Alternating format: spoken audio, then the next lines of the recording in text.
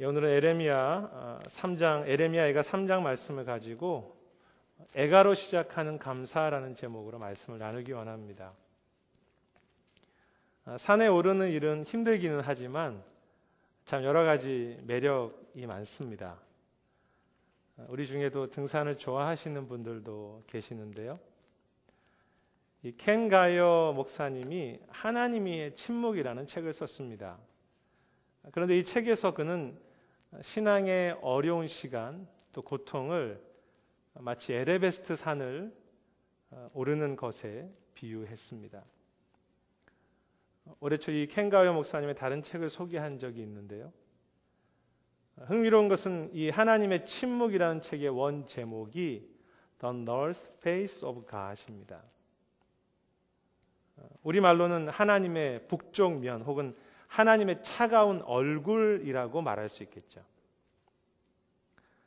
우리에게 스포츠 브랜드로 유명한 이 노스페이스라고 하는 말은 원래 히말라야의 산이 아니라 그 스위스 알프스 산의 가장 오르기 힘든 쪽, 그 북벽이라고 한국말로 하고 원래 지명은 노스페이스라고 불리는 곳에서 온 말입니다. 그래서 이 노스페이스라는 뜻은 가장 견디기 힘들고 추운 곳을 의미하기도 합니다. 그런데 알프스 산만이 아니라 에베레스트 산에도 그 북쪽 면 노스페이스라는 곳이 있는데 그곳 역시 등반하기 쉽지 않은 곳이죠. 켄 가이어 목사님은 그 가장 추운 곳 노스페이스라는 단어에서 힌트를 얻어서 때로 우리를 향해서 침묵하시는 하나님의 얼굴, 즉 차갑게 느껴지는 얼굴, 그 하나님의 페이스를 이 에베레스트 산의 힘든 곳 노스페이스와 비슷하다고 이야기하는 것입니다. 그는 책의 시작 부분에서 다음과 같은 이야기를 했습니다. 우리의 신앙과 삶은 마치 등산하는 것과 같아서 처음 시작할 때는 따뜻한 햇빛과 무지개를 만나기도 하지만 막상 그 산에 오르게 되면 차가운 바람과 예상하지 못했던 그 먹구름과 비를 많이 만나고 그렇게 몰려올 때가 많습니다 라고 했습니다. 그러면서 이야기하는 것은 그 산에서 만나게 되는 비와 바람 그리고 그 힘든 산길, 즉 하나님의 차가운 침묵 가운데 우리의 믿음이 흔들리게 된다는 것이죠. 그리고 우리는 오늘 본문에서도 그렇게 차가운 하나님의 얼굴을 경험했던 사람 예레미야를 만나게 됩니다.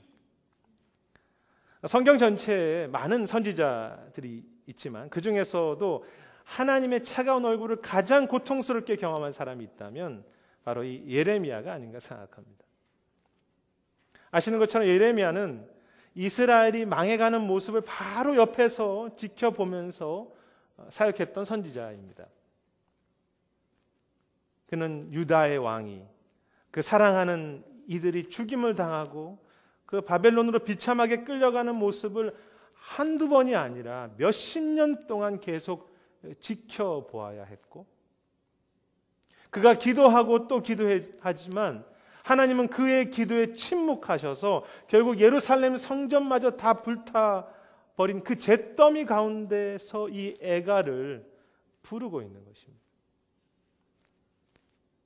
그래서 예레미야 애가 1장 1절에 보면 슬프다 이 성이여 전에는 사람들이 많더니 이제는 어찌 그렇게 적막하게 앉아있는고라고 말하며 고통스러운 탄식을 이야기하면서 시작합니다. 그리고 그런 탄식은 오늘 본문 3장에도 또 등장합니다. 읽지는 않았지만 3장 5절과 6절에 보면 고통과 수고를 쌓아서 나를 두르게 하시고 나를 어둠 속에 살게 하신다라고 슬퍼한 후에 8절에는 내가 부르짖어도 도움을 구하여도 내 기도를 물리치신다라고 했습니다. 예레미야의 그 깊은 고통과 하나님의 침묵에 대한 그 답답함이 느껴지시지 않습니까? 저는 예레미야가 하나님의 침묵과 차가운 응답에 대하여 일종의 그 원망 혹은 분노까지 이 예레미야 애가에서 표현하고 있다고 생각합니다. 그런데 이 예레미야 애가 전체에서 나타나는 예레미야의 중요한 모습이 있다면 그러한 자신의 답답함과 슬픔을 하나님 앞에서 노래로 만들어서 부르고 있다는 사실입니다. 물론 예레미야의 노래는 즐거운 노래는 아닙니다. 슬픈 노래, 애가이지요. 그럼에도 그는 분명히 자신의 기도를 그 슬픈 노래에 담아서 하나님께 부르고 있습니다. 원래 애가라는 것이 노래이지 않습니까? 그래서 예레미야 애가는 총 5편의 시, 즉 5편의 노래로 되어 있습니다. 슬픈 긴 밤에서 그 추운 그곳에서 예레미야는 자신의 아픔을 노래에 담아서 기도하기로 결정한 것입니다.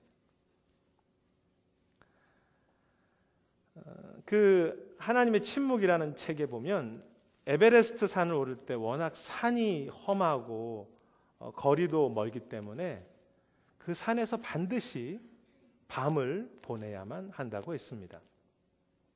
그렇지 않겠습니까? 워낙 많이 올라가야 되기 때문에. 그래서 에베레스트 산을 오르는 루트가 여러 가지가 있지만 그 공통된 부분이 있다면 이 베이스 캠프를 시작해서 몇 번의 캠프를 거쳐서 그 산에서 여러 밤을 지내야 한다는 사실입니다. 그런데 에베레스트 산에서 보내는 밤은 그 어느 곳보다 더 춥고 더 힘들다는 것이죠.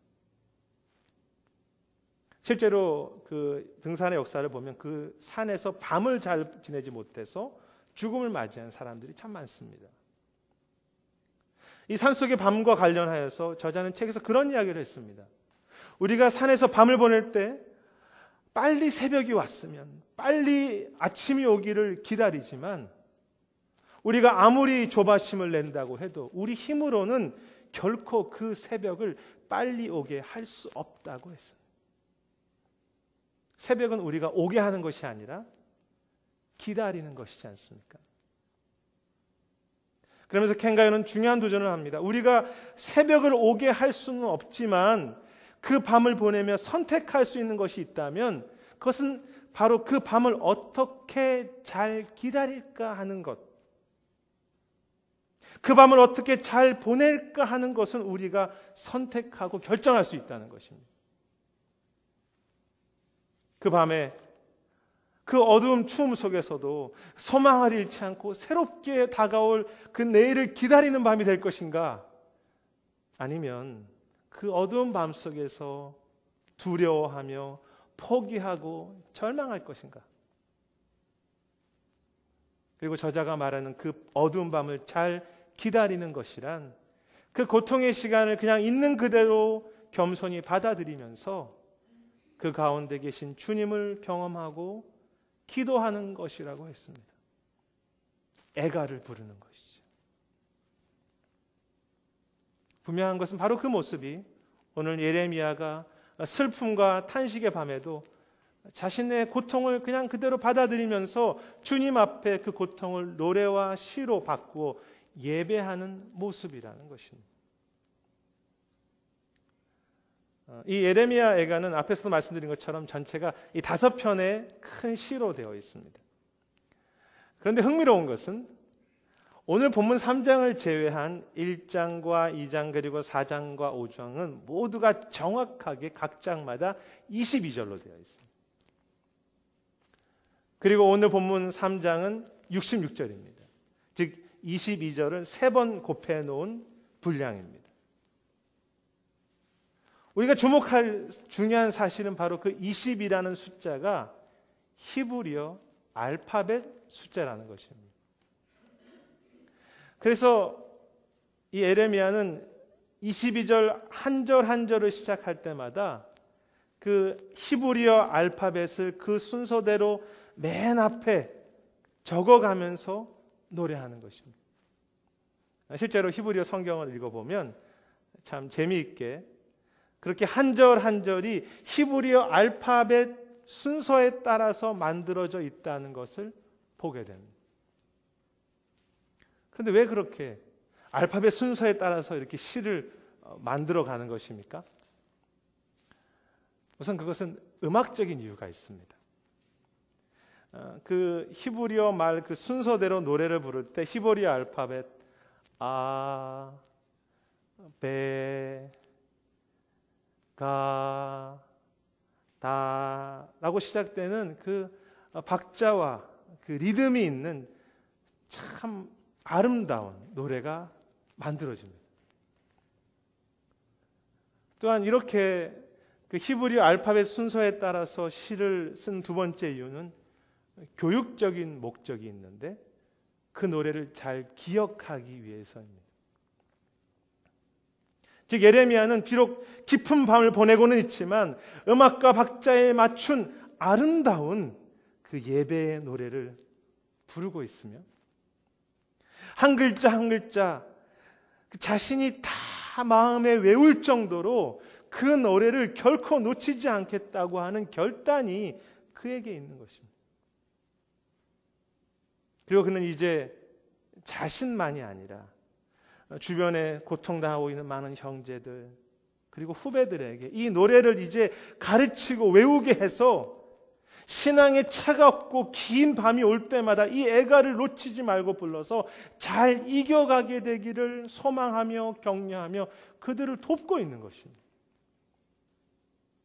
그래서 이 애가는 자기 혼자만의 슬픈 노래가 아니라 형제들과 같이 아파하고 함께 기도하는 공동체 애가가 됩니다. 그것이 신음 소리이든 아니면 외마디 주여라고 하는 기도이든 혹은 오늘 본문에 준비된 노래이든 그 애가를 부르기로 결단하는 것.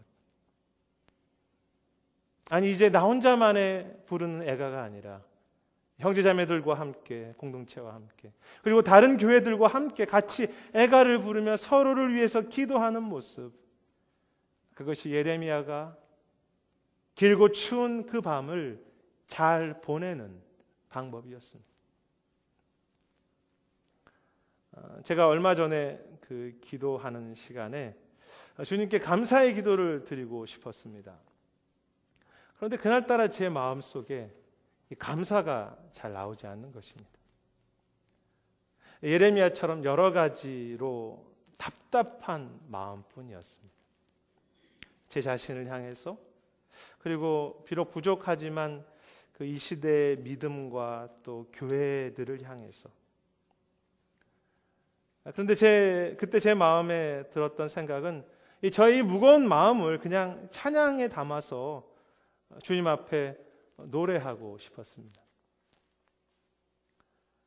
약할 때 강함 되시네. 나의 보배가 되신 주. 주 나의 모든 것. 쓰러진 나를 세우고 나의 이 빈잔을 채우시네. 주 나의 모든 것. 약하고 쓰러진 나의 모습. 채워지지 않는 빈잔과 같은 나의 믿음을 주님께 그냥 이렇게 애가로 노래했습니다. 그 찬양을 하면서 제 마음에 기도한 내용이 주님, 지금 제 마음에 감사가 잘 나오지 않고 하나님의 침묵 앞에 지치고 힘든 밤을 보내고 있지만 비록 슬픈 애가일지라도 주님 앞에 고백하는 신음과 같은 기도와 이 노래만은 결코 포기하고 싶지 않습니다 라고 하는 작은 결단이었습니다. 주 안에 있는 나에게 딴 근심이 있으랴. 십자가 밑에 나아가 내 짐을 풀었네. 나중에 깨달은 것은 저 혼자 애가를 부르는 것이 아니라 성도님들도 또 믿음의 가족들도 때때로 우리의 애가를 놓고 또 저를 위해서 그리고 다른 목회자들도 함께 이 땅의 어려운 교회들을 위해서 같이 애가를 부르고 있다는 사실이었습니다. 사랑하는 여러분, 우리의 신앙과 삶은 어떻습니까? 때로 차갑고 힘든 산을 올라야 가야 하는 긴 기다림의 밤이 우리 삶 속에 자주 찾아오지 않습니까? 소망하기는 그 밤에도, 그 차가운 침묵 가운데서도 이 예레미야처럼 탄식의 그 한마디, 한숨과 같은 기도, 슬픔을 그대로 가지고 하나님 앞에 노래로 부르기로 결단하는 그 은혜가, 그리고 이웃들의 아픔과 그 차가운 고통 속에 서로를 위해서 같이 애가를 부를 수 있는 그 모습이 우리 모두의 노래가 되고 또 우리의 기도가 되기를 주님의 이름으로 축복하고 또 축복합니다. 그런데 참 감사한 것은, 그리고 신비한 것은 예레미야의 중간 부분인 오늘 3장에서 애가로 시작한 그의 노래가 감사와 사랑의 노래로 바뀐다는 사실입니다. 애가로 시작한 감사의 기도이지요. 사실 오늘 본문 20절까지만 해도 낙심과 절망을 노래하던 예레미야가 22절에 보면 그 여호와의 인자하심과 긍휼이 무궁하심으로 우리가 진멸되지 않습니다 라고 그렇게 이야기합니다. 그리고 예레미야는 23절에서 너무 유명한 고백을 하지 않습니까? 이것들이 아침마다 새로우니 주의 성실하심이 크도소이다. 참 많은 분들이 사랑하는 또 힘이 되는 말씀이죠. 이 고백은 단지 억지로 하는 감사가 아니라 예레미야의 마음속에 하나님께서 감사할 힘과 그 소망의 힘을 부어주셔서 그의 고백이 마음에서부터 솟아나는 모습이지요. 중요한 것은 그러한 그 감사의 고백이 더 깊은 믿음으로, 더 큰 깨달음으로 이어지는 것을 본문 속에서 보게 됩니다. 그래서 24절에 보시면 기다리는 자들에게나 구하는 영혼에게 여호와는 선하시도다 라고 선포한 후에 25절에는 더 나아가서 여호와의 구원을 바라고 기다림이 좋도다까지 그는 말합니다.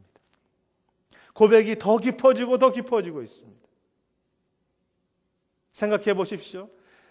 기도해도 응답이 없던, 그래서 지쳤던 예레미야 자신, 이제는 기다리는 자들과 구하는 영혼에게 여호와는 선하시다라고 고백할 뿐만이 아니라 그 기다리는 것이 여호와를 기다리는 것이기 때문에, 여호와를 사랑하는 것이기 때문에 그 기다림의 밤까지도 너무 좋다고 그렇게 찬양하고 있는 것입니다. 슬픈 애가가 이 감사와 함께 그 감사를 넘어서 하나님을 향한 깊은 사랑의 노래까지 이어지고 있습니다. 여호와를 기다리는 것이 너무 좋도다. 여호와와 함께하는 이 밤이 참 걸을만합니다. 이번 달 첫째 주 제가 기도에 대해서 설교하면서 하나님께서 우리 각 심령에게 성령을 부어주셔서 우리가 기도할 수 있도록 돕는다는 말씀을 드린 적이 있습니다. 오늘 말씀과 연결해 본다면 우리 안에 성령께서 계시기 때문에 우리가 힘들더라도 탄식과 같은 애가를 놓치지 않을 때 우리 속에 성령께서 감사할 수 있는 새 힘을, 그리고 하나님을 향한 그 사랑의 고백, 여호와를 기다림이 좋도다라고 하는 그 고백을 성령께서 우리에게 부어주신다는 것이죠. 그 길고 차가운 밤, 우리의 심령에 성령의 신비가 임하고 주님을 향한 더 깊은 그리고 더 구체적인 사랑의 고백이 성숙하고 자라게 되는 것입니다. 이 켄가이어의 그 책의 7번째 장 제목을 보면 이해라는 정상에 오르기라고 제목을 붙였습니다. 이해라는 정상에 오르기. 그 제목이 무슨 뜻이겠습니까? 결국 고난의 밤을 지난 후에 마지막 정상에 올랐을 때 그 모든 고통과 어두웠던 지난 길들이 다 이해되기 시작된다는 것입니다. 실제로 1953년에 에베레스트 산을 처음으로 등정한 두 사람 중에 함께 도왔던 텐징 노르가이라고 하는 사람은 참 귀한 고백을 했는데 그 내용은 요약하면 다음과 같습니다. 에베레스트 정상에 올라서 산 아래를 내려다볼 때 지난 시간 힘들게 등반함이 올랐던 그 모든 힘든 길들과 마을들과 그리고 표시들이 다 내 눈에 들어왔다고 했습니다.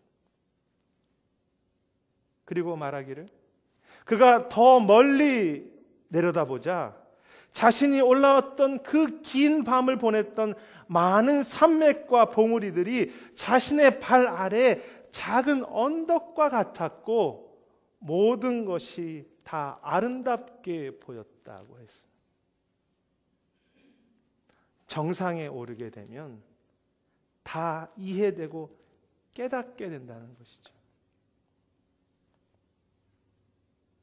그 고통스럽고 크게 느껴졌던 모든 길들과 그 기다림의 긴 시간들이 내 발 아래 작은 것에 불과했구나 라는 것을 깨닫게 되고, 아니 오히려 그 속에서 정말로 선하시다, 그 모습이 아름답다고까지 발견하게 되는 것입니다. 한국에서 목사님들과 함께 종종 등산을 함께 다니곤 했습니다. 어떤 경우는 하루 종일, 어떤 때는 3, 4일씩 산을 오르는 후에 그 마지막 정상에서 그 산 아래를 내려다볼 때 그 감격, 그것은 오랜 지금까지도 제 마음에 생생하게 남아 있습니다. 그 정상에서 볼 때 그렇게 고통스럽게 올라왔던 그 등산의 길들, 대단하게 보였던 그 차가운 바위도 발 아래 작은 것에 불과했고 오히려 모든 것이 아름답게 보였습니다. 마지막 정상에 설 때 차가운 에베레스트 속에 오히려 더 큰 아름다움이 있다는 것을 깨닫게 되는 것이죠. 그것은 우리의 신앙도 마찬가지입니다.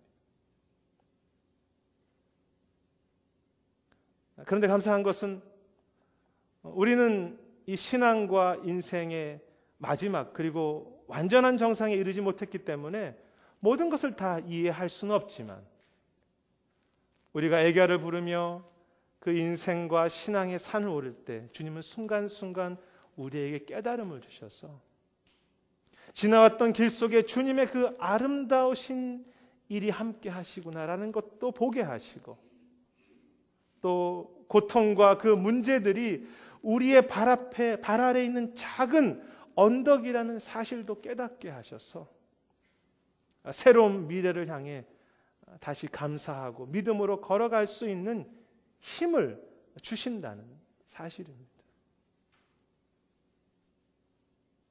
제가 얼마 전 탄식에 섞인 애가를 부르며 기도를 시작할 때 제가 갑자기 막 춤을 출 수 있을 정도로 그렇게 기쁨이 회복된 것은 아니었습니다. 그렇다고 미래가 제 눈앞에 다 보인 것도 아니었으며 현실 속에 넘어가야 할 그 차가운 산이 다 끝난 것도 아니었습니다. 하지만 그 애가의 기도의 마지막에 성령께서 제 안에 작은 감사와 그 은혜를 회복하게 해주셨고 새롭게 달려갈 힘과 믿음을 주셨으며, 그 시간 이후 주님은 점점 더 깨닫고 점점 더 주님에 대한 사랑으로 기뻐할 수 있도록 저를 한 걸음 한 걸음 그렇게 인도해 주셨습니다. 그러고 보니까 참 감사할 것이 얼마나 많은지, 성도님들 한 분 한 분, 또 우리의 가정, 또 세크라멘토, 또 함께하는 모든 교회들, 탄식 속에 감사가 회복될 때 감사할 것이, 아름다운 것이 눈에 보이기 시작했습니다. 오늘도 쓰러진 나를 세우시고 지금도 나의 빈잔을 그렇게 그 삶을 채우시는 그 아름다운 은혜가 오늘 하루 가운데 깨달아지는 것. 그것은 예레미야에게 주신 깨달음과 감사도 마찬가지였습니다.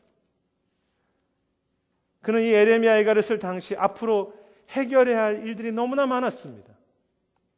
나라는 완전히 소망이 없었고 그의 미래는 보이지 않았습니다.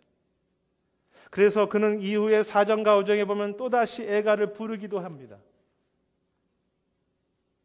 그러나 그는 아침마다 새로우신 주님의 그 성실하심을 체험하면서 그 하나님의 사랑이 그와 함께 하시다는 것을 다시 깨달으며 그 주변에 같이 애가를 부를 그 동료들이 눈에 들어왔고 그 남아있는 사람들을 위한 그 사역이 자기의 마음에 새겨졌으며 그래서 그는 그 고되고 힘든 사역과 신앙의 등산길을 다시 또 감사하며 믿음으로 걸어갔던 것입니다. 저는 그 은혜가 저와 여러분을 향한 주님의 은혜이며 이 인내의 기도, 그 믿음의 순례자의 기도를 포기하지 않으려고 하는 우리 모두에게 주시는 깨달음과 감사와 기쁨의 선물이라고 믿습니다. 주의 인자는 끝이 없어서 아침마다 새로우니 주의 성실이 크도소이다.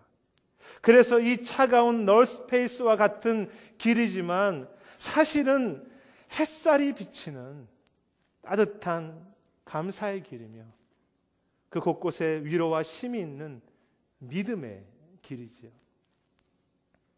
말씀을 정리하겠습니다. 애가로 시작된 감사의 기도. 그 하나님의 침묵이라는 책의 마지막 부분에서 저자는 마지막 야영지, 즉 마지막 캠프에 대한 이야기를 합니다. 그 에베레스트 정상을 앞둔 마지막 야영지 캠프는 불과 정상으로부터 약 350m, 한 1000피트 정도 아래에 있다고 합니다. 그런데 많은 이들이 바로 그 정상 아래 마지막 야영지에서 불과 350m밖에 남지 않았는데 힘들고 지쳐서 여러 가지 환경 앞에 포기하고 그곳에서 그만둔다고 합니다.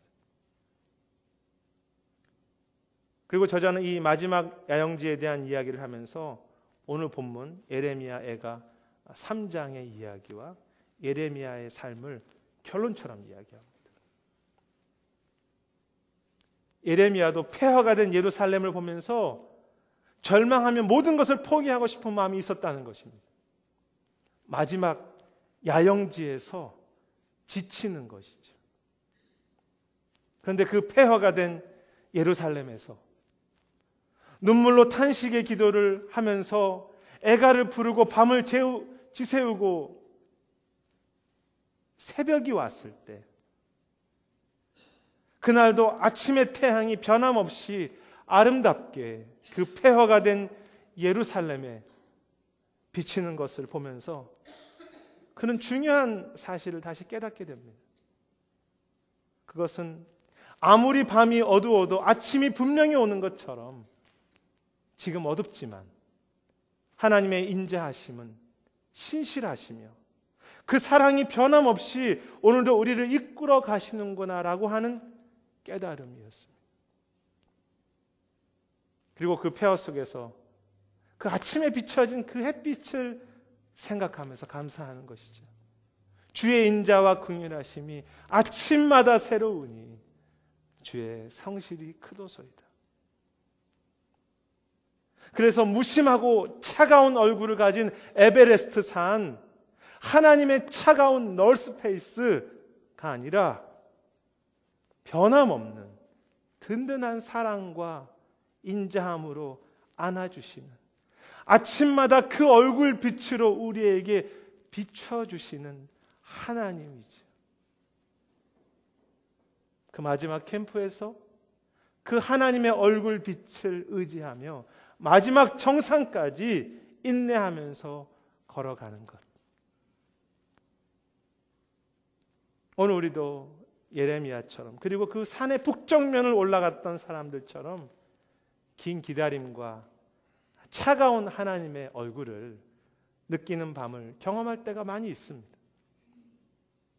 그러나 그 차가운 밤이 깊어도 아침이 반드시 오는 것처럼 기도의 어두운 밤에도 하나님의 햇살이 우리의 가정과 교회와 이 땅을 지금도 비추고 계시며 앞으로도 그렇게 비추어 가실 것이라는 그 약속과 진리를 마음에 간직하고 또 간직하게 되기를 원하며 마지막 정상에 이를 때까지 이 땅에 사명을 다한 날까지 포기하지 않고 탄식의 노래, 하나님 앞에서 인내의 기도를 놓치지 않을 때 날마다 우리를 깨우셔서 오늘 우리에게 감사와 그 믿음과 그 아름다움을 보게 하시고 주실 뿐만이 아니라 마지막 정상에 섰을 때 다 이해하게 하시며 그 눈물 닦아주시며 상급과 면류관으로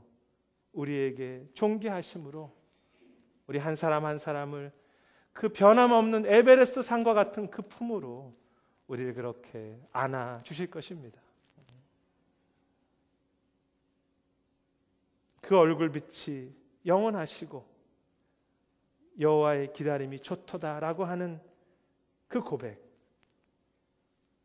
애가로 시작된 감사가 여호와를 기다림이 좋도다라고 하는 그 참 감사와 아름다운 노래로 변화되는 그러나 우리의 평생이 되시고 그런 노래를 날마다 부르는 우리 모두가 되시기를 주님의 이름으로 축복합니다. 네, 기도하겠습니다. 주님, 우리가 기도하고 믿음으로 서기 원하지만 먼 산을 오르는 것 같은 차가운 시간들이 우리 안에 있습니다. 주님, 그 속에 겸손히 엎드려 그 아픔을 받아들이며 애가를 부르며 그곳에 함께 하시는 성령의 손길과 성령의 평화와 하나님의 믿음으로 함께 하시는 그 신비들을 경험해 가며 마지막 정상에 서는 날까지 포기하지 않고 인내로 믿음으로 사랑으로 잘 이겨가는 귀한 교회, 귀한 성도들 될 수 있도록 축복해 주시옵소서. 감사드리며 모든 말씀 예수님 이름으로 기도드립니다. 아멘. 우리 다 함께 자리에서 일어서셔서 이 찬양 부르시면서 우리 오늘 모든 예배를 마치도록 하겠습니다.